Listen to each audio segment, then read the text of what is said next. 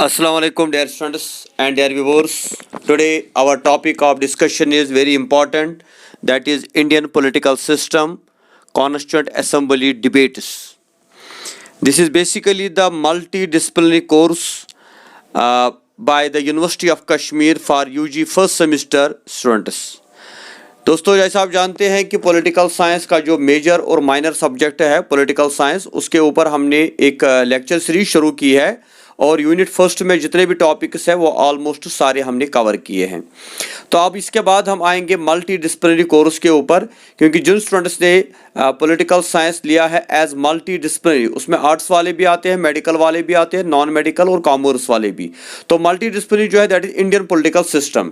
और Indian political system का जो पहला क्वेश्चन था जिसमें हमने डिफाइन किया था कि जो फॉर्मेशन ऑफ कॉन्स्टिट्यूशन है उसमें कौन कौन से आइडियल्स थे वो हमने डिस्कस किए।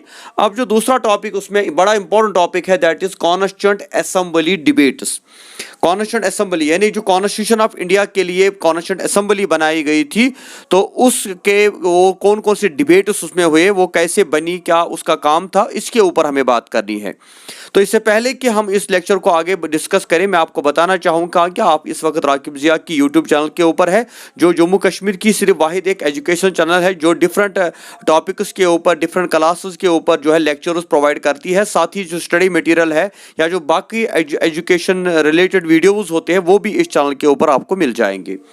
तो दोस्तों, ये जो आज का टॉपिक है कॉन्स्टिट्यूएंट असेंबली डिबेट्स, ये सिर्फ मल्टी डिसिप्लिनरी कश्मीर यूनिवर्सिटी या क्लस्टर यूनिवर्सिटी का नहीं है, बल्कि जितनी भी इंडिया की यूनिवर्सिटीज़ है जहाँ पे पॉलिटिकल साइंस पढ़ाया जाता है, इंडियन पॉलिटिक्स, इंडियन पॉलिटी पढ़ाई जाती है, तो उसमें ये बड़ा इंपॉर्टेंट टॉपिक है। इसलिए अगर आप कॉलेज में पढ़ते हैं या यूनिवर्सिटी में आप कहीं पे है, तो या अगर आप किसी कॉम्पिटिटिव एग्जाम की तैयारी कर रहे हैं, तो ये लेक्चर जो है ये बहुत इंपॉर्टेंट लेक्चर आपके लिए होगा। इसलिए तो ये, क्योंकि ये जो टॉपिक है ना, ये बड़ा इंटरेस्टिंग टॉपिक है और बड़ा इंपॉर्टेंट टॉपिक है जब हम कॉन्स्टिट्यूशन ऑफ इंडिया की बात करते हैं। तो हम बताना चाहेंगे आपको जो कॉन्स्टिट्यूशन ऑफ इंडिया है, this is one of the lengthiest constitution of the world.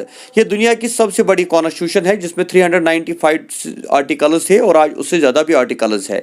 तो लंबी जो है, लॉन्गेस्ट जो है, biggest constitution of the world है। और ये कॉन्स्टिट्यूशन ऑफ इंडिया जो है ये आफ्टर 1947 बनी, लेकिन इस कॉन्स्टिट्यूशन ऑफ इंडिया के ऊपर जो है काम शुरू पहले से हुआ था।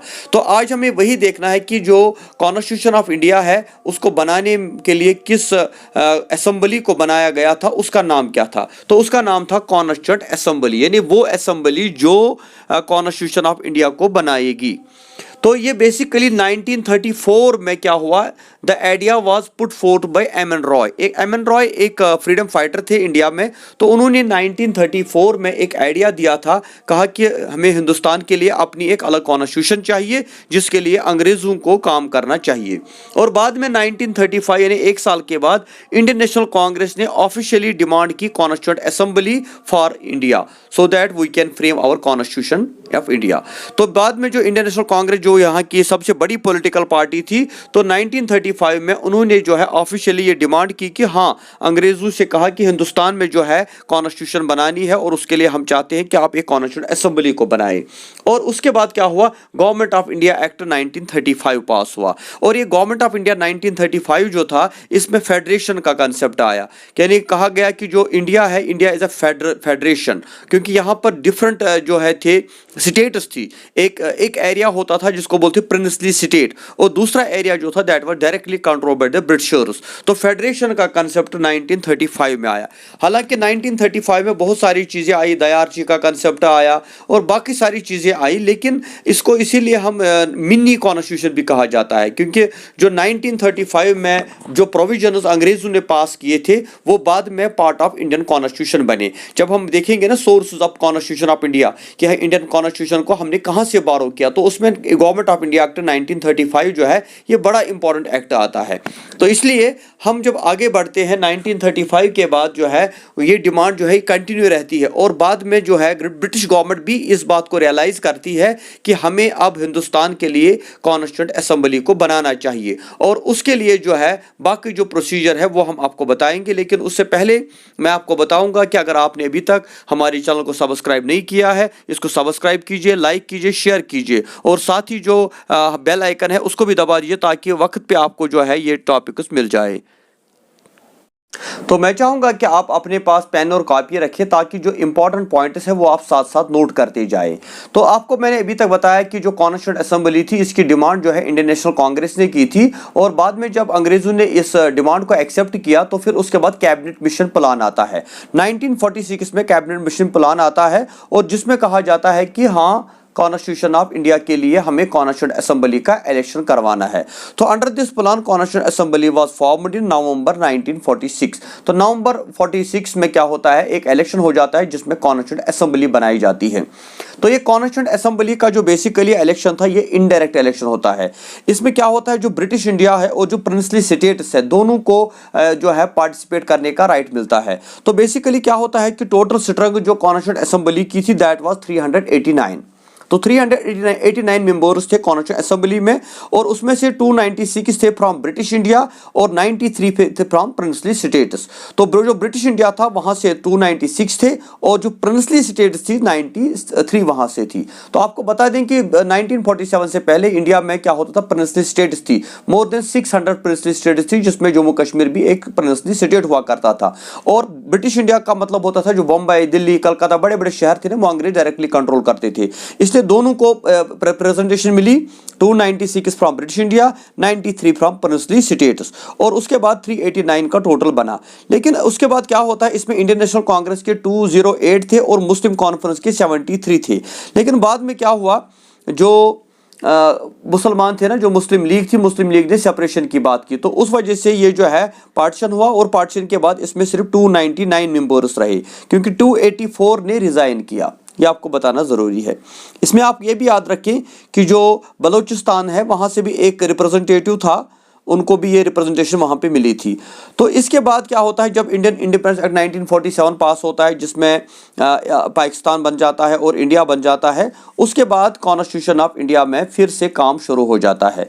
क्योंकि जो थोड़ा बहुत काम हुआ था इसके ऊपर पार्टीशन की वजह से वो इफेक्ट हुआ, और उसके बाद एक नई मीटिंग होती है 9 दिसंबर 1946 को फर्स्ट मीटिंग होती है कॉन्स्टिट्यूंट असेंबली की, जिसमें 211 मेंबर जिस मीटिंग को अटेंड करते हैं और मुस्लिम लीग उसको अटेंड नहीं करता। और इसी मीटिंग में क्या होता है, डॉक्टर सचिदानंद सिन्हा जो है, जो ओल्डेस्ट मेंबर थे, तो उनको अपॉइंट किया जाता है टेम्पोररी प्रेसिडेंट कॉन्स्टिट्यूंट असेंबली का।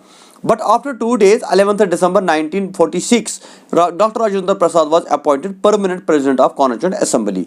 तो 9 दिसंबर 1946 को जो है पहली मीटिंग होती है कॉन्स्टिट्यूंट असेंबली की, जिसमें 211 मेंबर्स ही प्रेजेंट रहते हैं क्योंकि मुस्लिम लीग बाइकआउट करती है। उसके बाद एक डॉक्टर सचिदानंद सिन्हा होते हैं जो बड़े ओल्डेस्ट होते हैं, बुजुर्ग लीडर होते हैं, उनको टेम्पोररी इसका प्रेसिडेंट बनाया जाता है।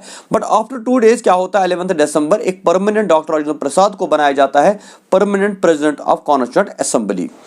और उसके बाद जो है वाइस प्रेसिडेंट बन जाते हैं HCM मुखर्जी, और BN राव बनते हैं एडवाइजर ऑफ कॉन्स्टिट्यूंट असेंबली। और उसके बाद जो है नेहरू ने प्रपोज किया था ऑब्जेक्टिव रेजोल्यूशन, जो बाद में कॉन्स्टिट्यूशन ऑफ जो है कॉन्स्टिट्यूंट असेंबली जो बनाई गई उसमें उसको भी जो है रखा गया। बाद में जो डिबेट्स की अगर हम बात करें तो बहुत सारे डिबेट्स होते हैं, बहुत सारी कमिटीज़ बनती है जो अलग अलग काम करते हैं। लाइक जो ड्राफ्टिंग कमेटी बनती है उसका BR अम्बेडकर चेयरमैन होता है, और उसके बाद ड्राफ्टिंग कमेटी जो है वो 29 अगस्त 1947 को जो है उसका चेयरमैन बनाया जाता है डॉक्टर BR अम्बेडकर को। और वो क्या करते हैं, वो पार्टिसिपेट करते हैं उन सारे डिबेट्स में, डिस्कशंस में, जिसमें 660 कॉन्स्टिट्यूशन को जो है कंसल्ट किया जाता है for the purpose of constituent making assembly. तो अंडर द चेयरमैनशिप ऑफ और under the presidentship of doctor BR Ambedkar जो कॉन्स्टिट्यूशन ऑफ इंडिया है वो कंप्लीट हो जाती है, और 2 ईयर 11 मंथ और 18 डेज टोटल इसको लगता है। 64 लाख जो है इसके ऊपर तब का खर्चा आ जाता है। और 26 नवंबर 1949 को ये अडॉप्ट होती है, और 26 जनवरी 1950 को ये एनेक्ट होती है या एनफोर्स होती है।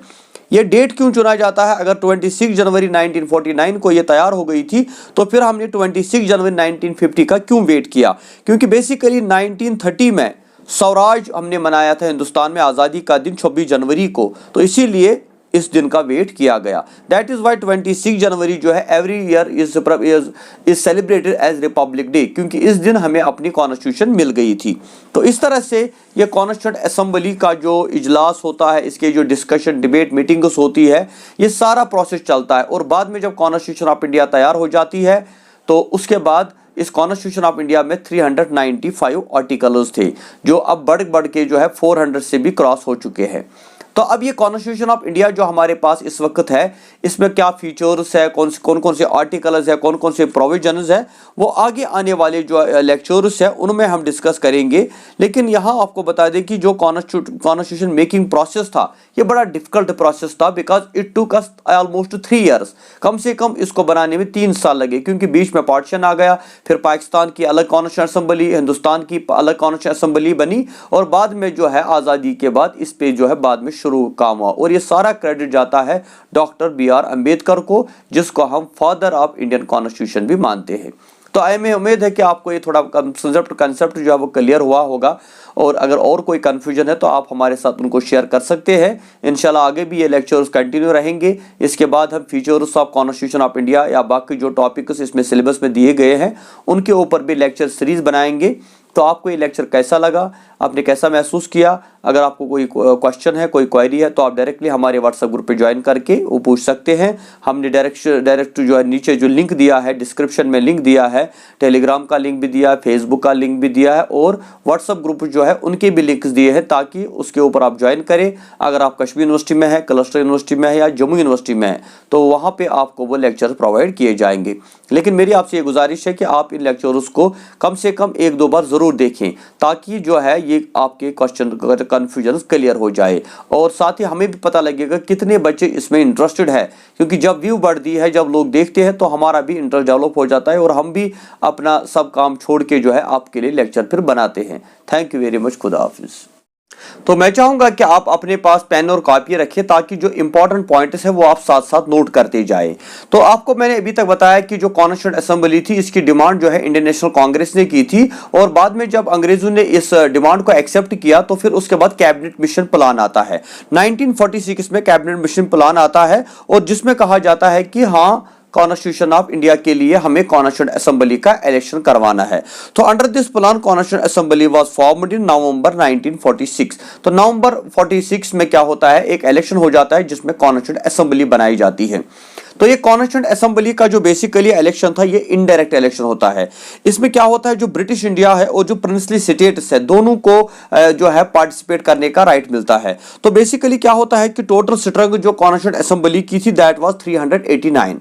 तो 389 मेंबर्स थे कॉन्स्टिट्यूंट असेंबली में, और उसमें से 296 थे फ्रॉम ब्रिटिश इंडिया और 93 थे फ्रॉम प्रिंसली स्टेट्स। तो जो ब्रिटिश इंडिया था वहां से 296 थे, और जो प्रिंसली स्टेट्स थी 93 वहां से थी। तो आपको बता दें कि 1947 से पहले इंडिया में क्या होता था, प्रिंसली स्टेट्स थी। मोर देन 600 प्रिंसली स्टेट्स थी, जिसमें जम्मू कश्मीर भी एक प्रिंसली स्टेट हुआ करता था। और ब्रिटिश इंडिया का मतलब होता था जो बम्बई, दिल्ली, कलकत्ता, बड़े बड़े शहर थे ना, वो अंग्रेज डायरेक्टली कंट्रोल करते थे। इसलिए दोनों को रिप्रेजेंटेशन मिली, 296 from British India, 93 from princely states, और उसके बाद 389 का टोटल बना। लेकिन उसके बाद क्या होता है, इसमें इंडियन नेशनल कांग्रेस के 208 थे और मुस्लिम कॉन्फ्रेंस के 73 थे। लेकिन बाद में क्या हुआ, जो मुसलमान थे ना, जो मुस्लिम लीग थी, मुस्लिम लीग ने सेपरेशन की बात की, तो उस वजह से ये जो है पार्टीशन हुआ, और पार्टीशन के बाद इसमें सिर्फ 299 मेंबर्स रहे, क्योंकि 284 ने रिजाइन किया। ये आपको बताना जरूरी है। इसमें आप ये भी याद रखें कि जो बलूचिस्तान है, वहां से भी एक रिप्रेजेंटेटिव था, उनको भी ये रिप्रेजेंटेशन वहां पे मिली थी। तो इसके बाद क्या होता है, जब इंडियन इंडिपेंडेंस एक्ट 1947 पास होता है, जिसमें पाकिस्तान बन जाता है और इंडिया बन जाता है, उसके बाद कॉन्स्टिट्यूशन ऑफ इंडिया में फिर से काम शुरू हो जाता है। क्योंकि जो थोड़ा बहुत काम हुआ था इसके ऊपर, पार्टीशन की वजह से वो इफेक्ट हुआ, और उसके बाद एक नई मीटिंग होती है 9 दिसंबर 1946 को फर्स्ट मीटिंग होती है कॉन्स्टिट्यूंट असेंबली की, जिसमें 211 मेंबर जिस मीटिंग को अटेंड करते हैं, और मुस्लिम लीग उसको अटेंड नहीं करता। और इसी मीटिंग में क्या होता है, डॉक्टर सचिदानंद सिन्हा जो है, जो ओल्डेस्ट मेंबर थे, तो उनको अपॉइंट किया जाता है टेम्पोररी प्रेसिडेंट कॉन्स्टिट्यूंट असेंबली का। But after 2 days 11th December 1946 Dr. Rajendra Prasad was appointed permanent president of Constituent Assembly. तो 9 दिसंबर 1946 को जो है पहली मीटिंग होती है कॉन्स्टिट्यूएंट असेंबली की, जिसमें 211 मेंबर्स ही प्रेजेंट रहते हैं क्योंकि मुस्लिम लीग बाइकआउट करती है। उसके बाद एक डॉक्टर सच्चिदानंद सिन्हा होते हैं जो बड़े ओल्डेस्ट होते हैं, बुजुर्ग लीडर होते हैं, उनको टेम्पोररी इसका प्रेसिडेंट बनाया जाता है। बट आफ्टर 2 डेज क्या होता है, 11 दिसंबर एक परमानेंट डॉक्टर राजेंद्र प्रसाद को बनाया जाता है permanent president of constituent assembly. और उसके बाद जो है वाइस प्रेसिडेंट बन जाते हैं HCM मुखर्जी और BN राव बनते हैं एडवाइजर ऑफ कॉन्स्टिट्यूएंट असेंबली। और उसके बाद जो है नेहरू ने प्रपोज किया था ऑब्जेक्टिव रेजोल्यूशन, जो बाद में कॉन्स्टिट्यूशन ऑफ जो है कॉन्स्टिट्यूएंट असेंबली जो बनाई गई उसमें उसको भी जो है रखा गया। बाद में जो डिबेट्स की अगर हम बात करें तो बहुत सारे डिबेट्स होते हैं, बहुत सारी कमिटीज बनती है जो अलग अलग काम करते हैं। लाइक जो ड्राफ्टिंग कमेटी बनती है उसका BR अम्बेडकर चेयरमैन होता है। और उसके बाद ड्राफ्टिंग कमेटी जो है वो 29 अगस्त 1947 को जो है उसका चेयरमैन बनाया जाता है डॉक्टर BR अम्बेडकर को। और वो क्या करते हैं, वो पार्टिसिपेट करते हैं उन सारे डिबेट्स में, डिस्कशंस में, जिसमें 660 कॉन्स्टिट्यूशन उसको जो है कंसल्ट किया जाता है for the purpose of constituent making assembly. तो अंडर द चेयरमैनशिप ऑफ और under the presidentship of doctor BR Ambedkar जो कॉन्स्टिट्यूशन ऑफ इंडिया है वो कंप्लीट हो जाती है। और 2 ईयर 11 मंथ और 18 डेज टोटल इसको लगता है। 64 लाख जो है इसके ऊपर तब का खर्चा आ जाता है। और 26 नवंबर 1949 को ये अडॉप्ट होती है और 26 जनवरी 1950 को ये एनेक्ट होती है या एनफोर्स होती है। ये डेट क्यों चुना जाता है? अगर 26 जनवरी 1949 को ये तैयार हो गई थी तो फिर हमने 26 जनवरी 1950 का क्यों वेट किया? क्योंकि बेसिकली 1930 में स्वराज हमने मनाया था हिंदुस्तान में आज़ादी का दिन 26 जनवरी को, तो इसीलिए इस दिन का वेट किया गया। दैट इज वाई 26 जनवरी जो है every year is celebrated as Republic Day, क्योंकि इस दिन हमें अपनी कॉन्स्टिट्यूशन मिल गई थी। तो इस तरह से ये कॉन्स्टिट्यूएंट असेंबली का जो इजलास होता है, इसके जो डिस्कशन डिबेट मीटिंग्स होती है, ये सारा प्रोसेस चलता है। और बाद में जब कॉन्स्टिट्यूशन ऑफ इंडिया तैयार हो जाती है तो उसके बाद इस कॉन्स्टिट्यूशन ऑफ इंडिया में 395 आर्टिकल्स थे जो अब बढ़ के जो है 400 से भी क्रॉस हो चुके हैं। तो अब ये कॉन्स्टिट्यूशन ऑफ इंडिया जो हमारे पास इस वक्त है, इसमें क्या फीचर्स है, कौन कौन से आर्टिकल्स है, कौन कौन से प्रोविजंस है, वो आगे आने वाले जो लेक्चर्स है उनमें हम डिस्कस करेंगे। लेकिन यहाँ आपको बता दें कि जो कॉन्स्टिट्यूशन मेकिंग प्रोसेस था ये बड़ा डिफिकल्ट प्रोसेस था, because it took us almost 3 years. कम से कम इसको बनाने में 3 साल लगे, क्योंकि बीच में पार्टीशन आ गया, फिर पाकिस्तान की अलग कॉन्स्टिट्यूशन असेंबली, हिंदुस्तान की अलग कॉन्स्टिट्यूशन असेंबली बनी, और बाद में जो है आज़ादी के बाद इस पे जो है बाद में शुरू काम हुआ। और ये सारा क्रेडिट जाता है डॉक्टर BR अम्बेडकर को, जिसको हम फादर ऑफ इंडियन कॉन्स्टिट्यूशन भी मानते हैं। तो हमें उम्मीद है कि आपको ये थोड़ा कंसेप्ट जो है वो क्लियर हुआ होगा। और अगर और कोई कंफ्यूजन है तो आप हमारे साथ उनको शेयर कर सकते हैं। इंशाल्लाह आगे भी ये लेक्चर्स कंटिन्यू रहेंगे। इसके बाद हम features of constitution of India या बाकी जो टॉपिक्स इसमें सिलेबस में दिए गए हैं उनके ऊपर भी लेक्चर सीरीज बनाएंगे।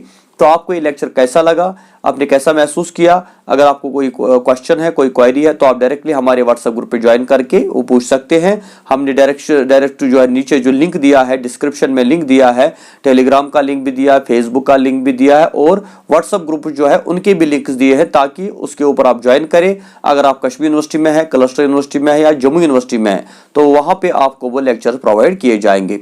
लेकिन मेरी आपसे ये गुजारिश है कि आप इन लेक्चर्स को कम से कम 1-2 बार जरूर देखें, ताकि जो है ये आपके क्वेश्चन कंफ्यूजन क्लियर हो जाए। और साथ ही हमें भी पता लगेगा कितने बच्चे इसमें इंटरेस्टेड है, क्योंकि जब व्यू बढ़ती है, जब लोग देखते हैं, तो हमारा भी इंटरेस्ट डेवलप हो जाता है और हम भी अपना सब काम छोड़ के जो है आपके लिए लेक्चर फिर बनाते हैं। Thank you very much. खुदा हाफिज।